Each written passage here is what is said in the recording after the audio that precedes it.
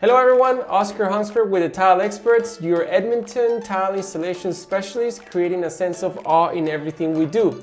And today I wanted to bring up something about shower niches. We've been discussing some things about shower niches and how they trend in all of our shower installations in the 2025, 2026. And so this one here in particular, some of the questions that we get asked is, why is a shower niche useful for a bathroom renovation? Things like where you're putting your shower products is huge because now you don't have anything on the bench or at the bottom of the shower on the curb. When should you choose a horizontal niche versus a vertical niche in a shower design? Well, so that has a lot to do with things like in this scenario, this one is a exterior wall. However, after building a warm wall, they put all their plumbing in there, and for aesthetics and design purposes, they chose to do the niche here, which we did have to cut the studs in order to fit a horizontal niche because this was a 16 on center. So we had to cut the framing and rebuild the framing around the niche, but it turned out great. And this one in particular is taller than the typical pre-manufactured niches because usually they're like 28 by 12. However, because these guys use hair salon products, you could see that this guy is just by itself about 12 inches. So I think this one was 16 on the rough end, so it's about 15 on the finish end with the tile and mortar. And so you have a nice amount of space above the product so that you could pump it and be easily accessible. So that worked out pretty good. If you do a vertical, you could have done that here too. However, these guys decided a horizontal, but a vertical could have just worked just as well on this side of the cavity between the two studs, and it could have had a metal shelf in the middle or a tileable shelf in the middle and worked just as good.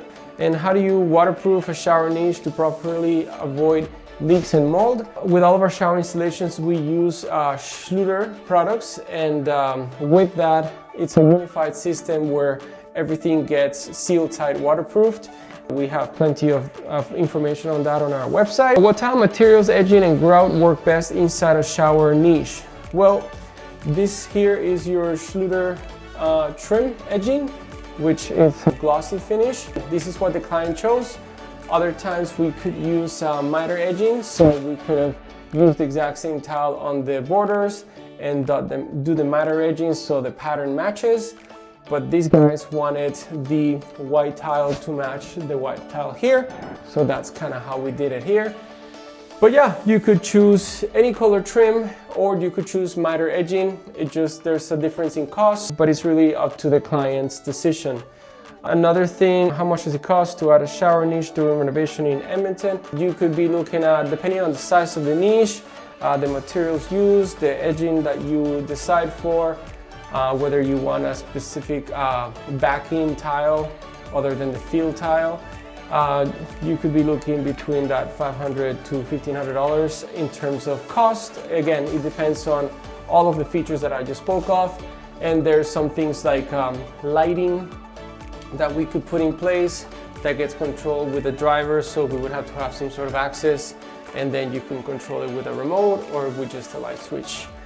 Can you install a niche in an existing finished shower or only during demo? Yeah, we can definitely install a niche on a shower that was already finished. However, it's not ideal because we couldn't really provide a warranty on the rest of the shower in terms of popping out the tile in the area. Like let's say here, this tile would have been popped out all the way to there. Any damages that happen, we would, board it back up, waterproof it again, install our niche, but we wouldn't know what is happening here or there and if water does anything to it. So when we get asked that question, we recommend the client decide whether or not they want to do a job well done the first time. So that means redoing the shower all by itself. And if it was recently done and properly done, we could suggest other solutions like on the grout line, we can sometimes insert corner shelf units, which would allow you to have more on the corner and still be kind of practical and usable. Yeah, some of the questions that came in through while we were doing the last post were these questions, so we thought we would tackle.